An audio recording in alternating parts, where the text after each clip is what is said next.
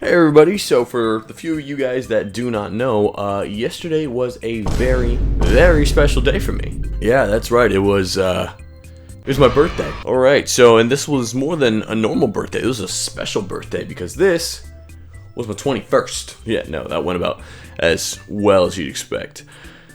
I'm hungover. Yeah, no, I am shit-faced. Just a tad. My head hurts, it's throbbing, like, I dropped a plate earlier and I felt like I was gonna die. So yeah, now that I'm 21, who knows, maybe we'll do a drunk video every now and then since I can't get arrested for it. But surprisingly enough, the liquor was not the highlight of my day. This was. Booyakasha! Look at that, can you see that? There's the lighting. Look at that. It's a Lego Dodge Charger from the Fast and Furious. Wait, it is a Charger, not a Challenger, right? Oh, there it goes. Yeah, it's a Charger. So yeah, no, we are going to open this puppy and build it from the ground up. Gosh, I hate tape. Oh man, I should have brought a knife. Something. Pencil. Hey, that's a pen. I'm an idiot. That is a lot of bags. Oop. Rubber. I almost ate one of these when I was a kid. Alright, tires are gonna put you over there. It's a pen. Don't need that. This is also bag. Ooh. For you, dear sir. Bag Juan. I'm pretty sure you guys don't want to see me this whole time, so we are going to switch to the Lego view. Okay, so boom. Now I don't have a microphone, but you know, it's actually good in here. So let's open this up.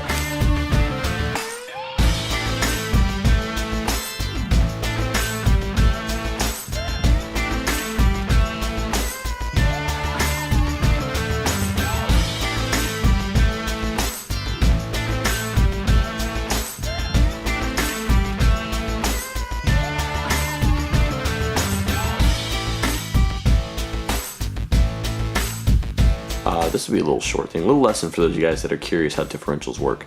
So there are two different kinds. There is a locked differential and there is a, well, I guess unlocked, for put it in simple terms. So the drive shaft goes like right here, right? So you turn that, both wheels turn, right? Okay, but if you grab one axle, this is how an open differential works. You grab one axle, only one side will turn. Other axle works exactly the same way.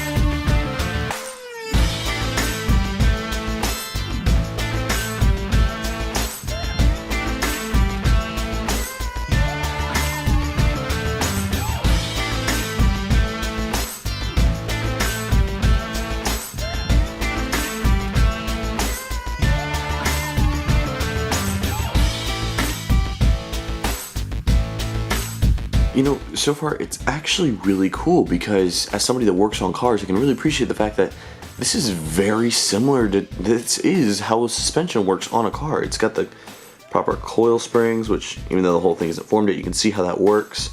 So when it rolls over, it's going to be turning and then boing, boing, boing. Boing, boing, boing. It's going to be going up and down. That's incredible that they were able to create something so similar. I have a bolt joint right there, and going more on about the differential, I've showed you guys how incredible that is, how you turn the drive shaft and it actually works like a real differential. See, some of you guys don't know that's the housing. That's exactly what it looks like on the real differential. And the fact that Lego paid this much attention to detail is incredible. So far, even though I'm not that far into it, 10 out of 10. Barely started and I got working suspension and a working differential.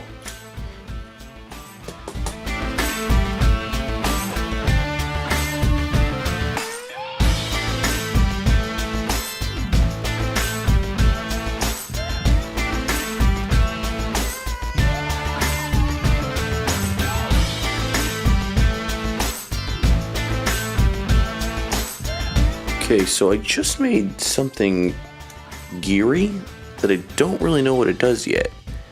And I'm actually kind of excited to figure out what it does because this isn't on a real car, so I have no idea what this does yet. So I'm kind of excited to see where that goes.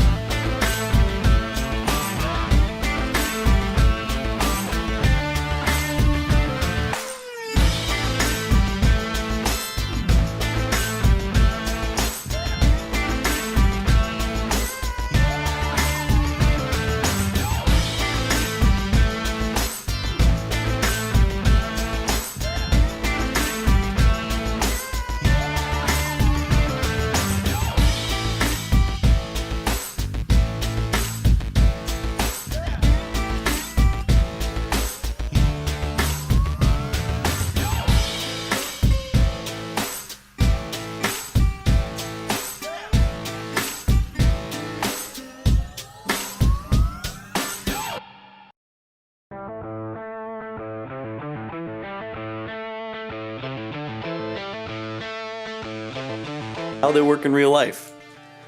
It's so cool, honestly. Boop boop, beep boop, beep boop, beep boop, beep boop. Macarena.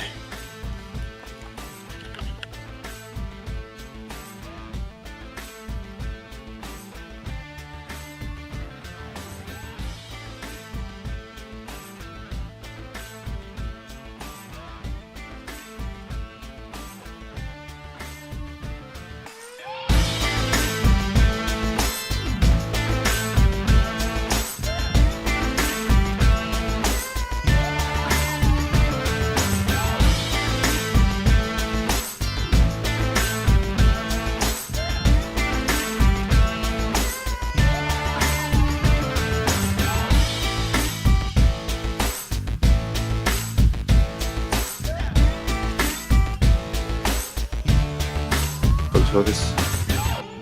So now I know what this little gear on the back does. So you turn it, you follow the drivetrain, it hits this gear right here, keep going, and then it fits this, and it turns the wheels.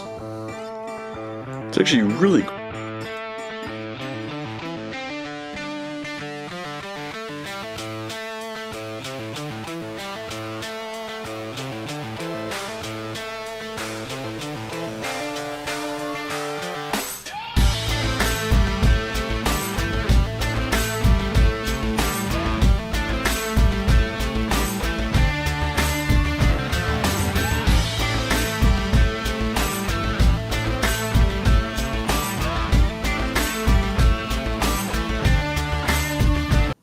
Ooh, now it's time to build the engine block.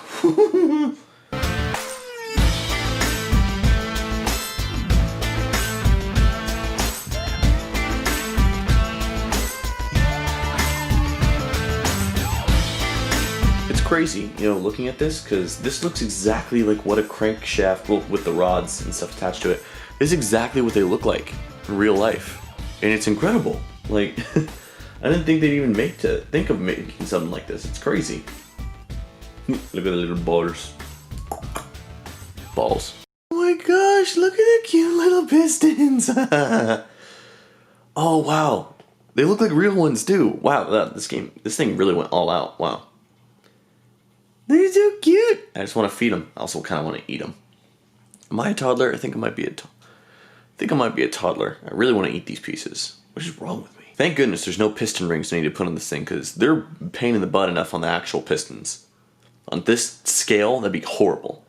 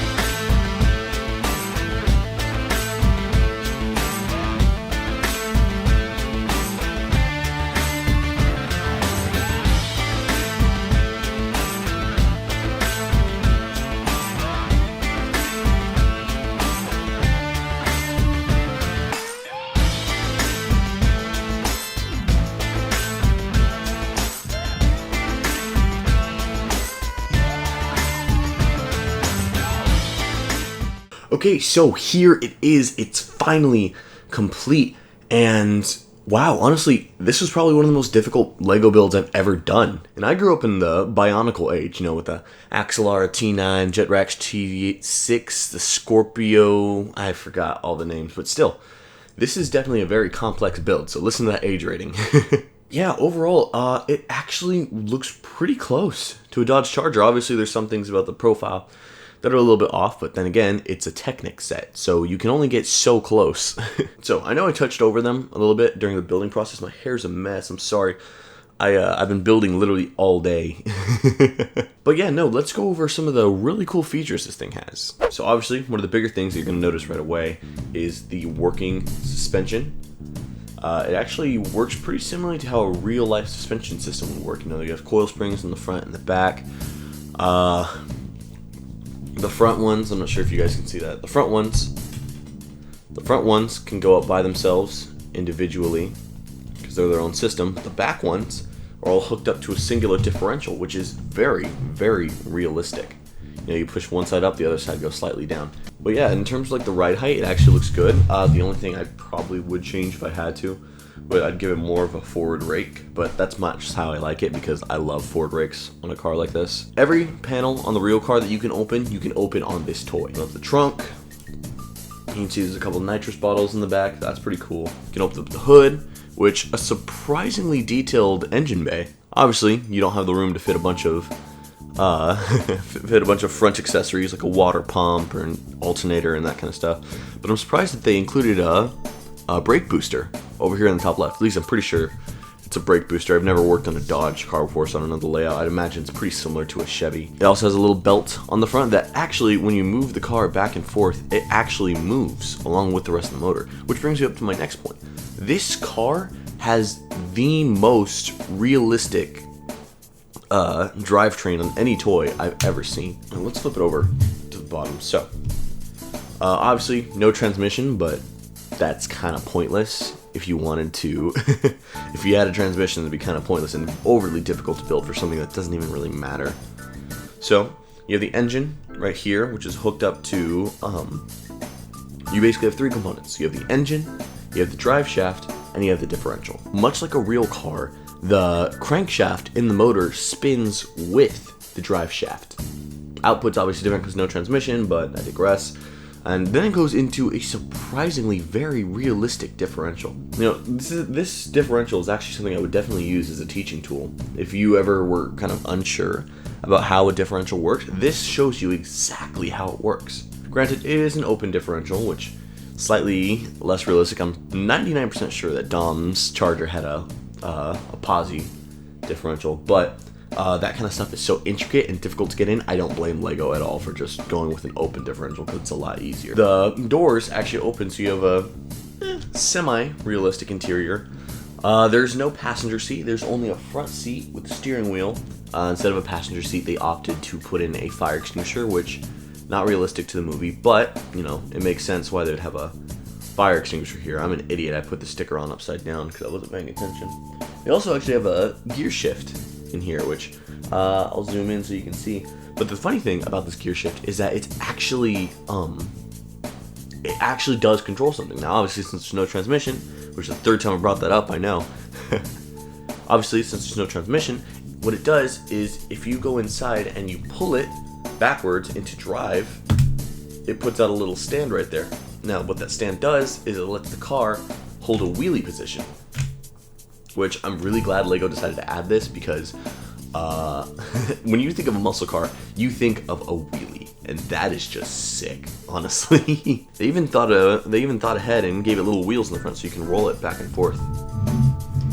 It's just really cool. Overall, it's a very detailed set. Last but not least, it actually has very good steering. At first, I was against having a little gear on the back because I preferred to make the steering wheel, steer, but I realized as far as play value, having the gear on the back is a lot easier because you can just switch it on the fly. See how easy that is? Super easy. Playing with the toy in front of Well, I say thousands of people, but more likely it's like 40. But yeah, overall, this set is a very amazing looking set. Now, there are a couple small gripes I have with it. I'm not going to list all of them here because I'm going to put out a full review video that's going to go into every little detail. But my biggest gripe of all is the fact that there's no chrome pieces. See, when you look at a muscle car, one of the first things that people notice is how shiny the front and rear bumpers are and the trim lining. And Lego just didn't include that for reasons I'm not very sure. Now, Lego has made chrome pieces before. I don't know why they wouldn't put it on this thing, especially as an iconic limited set like this. So, what I feel like was lost was these gray parts, all these gray parts minus the motor, is supposed to be chrome on the original model.